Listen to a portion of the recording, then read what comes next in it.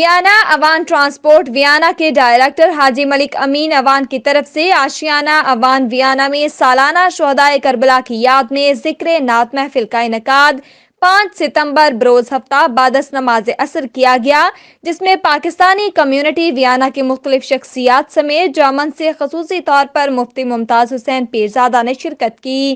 ذکر نعت محفل کا آغاز حبیب الرحمان کی تلاوت قرآن پاک سے کیا گیا۔ نعت شریف پڑھنے کی سعادت ملک زبیر اوان، ملک ابیر اوان، حبیب الرحمان، مقصود احمد مغل، خلد عباس، حفیظ اللہ قادری، غلام مصطفیٰ نعیمی اور یورپ کے معروف نعت خواں شہریار خان نے حاصل کی۔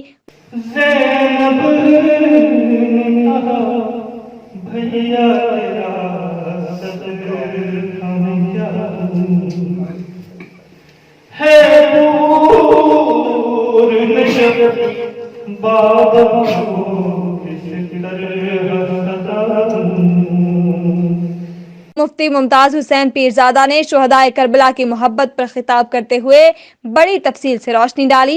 ایک اور مقام پر قرآن مجید اللہ نے ایک ارادے کا ذکر کیا۔ سورہ یاسین کی اختتامی آیات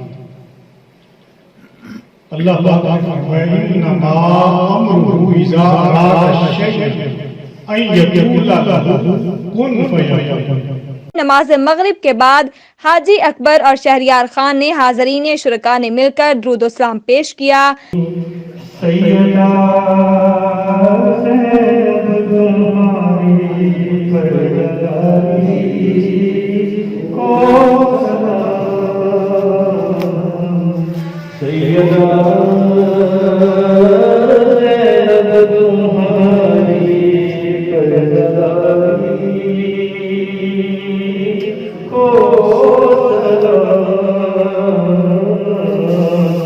حاجی ملک امین اوان نے آخر میں حاضرین شرکاء کو ذکر نعت محفل میں شرکت کرنے پر شکریہ ادا کیا۔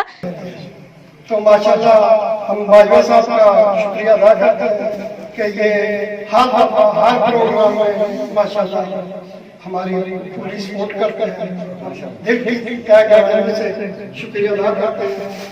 معروف صحافی آل پاکستان پریس کلب آسٹریا کے صدر اور جیو نیوز کے نمائندہ اکرم باجوہ کو بغداد شریف سے لائی گئی شال تبرک کے طور پر پیش کی گئی اور حاضرین مہمانوں کو کھانا پیش کیا گیا۔ توجہات کی خیرات عطا فرما، آقا کریم کے در دولت کی بار بار بادب حاضری عطا فرما، سب کو حج بیت اللہ کی سعادت نصیب فرما، اس مجلس کی برکات کے توفیل مولا اس گھر میں برکتیں عطا فرما، اہل خانہ میں برکتیں عطا فرما، سب کو اتفاق اتحاد کی نعمت سے مالا مال فرما۔ رپورٹ اکرم باجوہ، جہان نیوز، ویانا۔